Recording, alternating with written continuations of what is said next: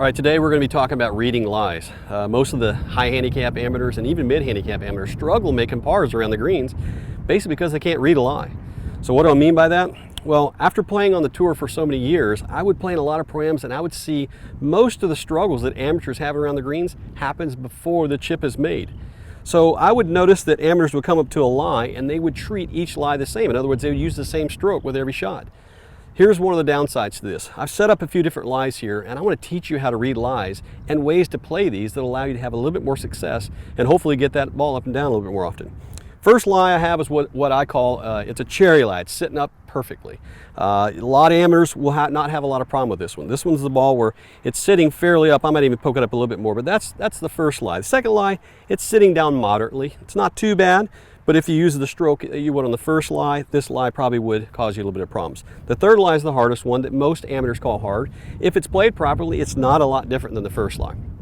Okay, so whenever I'm reading a lie, what I'll try and encourage my students to do is determine how much debris is behind the golf ball. In this case, there's really not a lot. So whenever you have a shot where there's not a lot of debris behind the golf ball, there really is no reason to hit down on it. Because when you're hitting down on it severely, what you're trying to do is not have a lot of debris between the club and the golf ball. Debris meaning grass, dirt, leaves, anything that's behind the golf ball. So whenever you're hitting this shot, you can just about sweep it.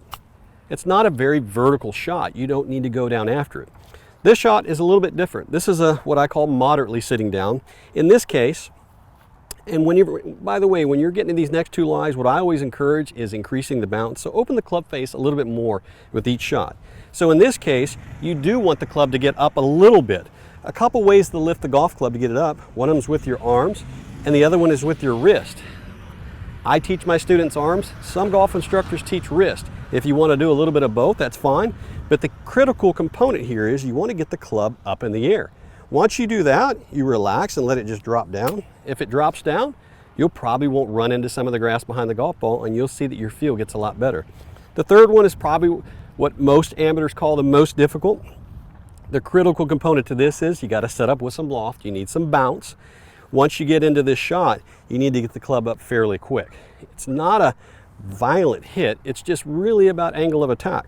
So once you read this line, you see it sitting down, you should know right away, get the club face open, get the club up in the air. Once you do that, should be a nice relaxed stroke. And all those balls came out pretty good. You notice I didn't change rhythm. I didn't try and hitting them harder. All I did was I read the lie and tried to play the shot that the lie allows. So try and read your lies a little bit more consistently whenever you're practicing your chipping. I think when you get on the golf course, you'll find out your success is actually determined by what you decide to do before the shot is played.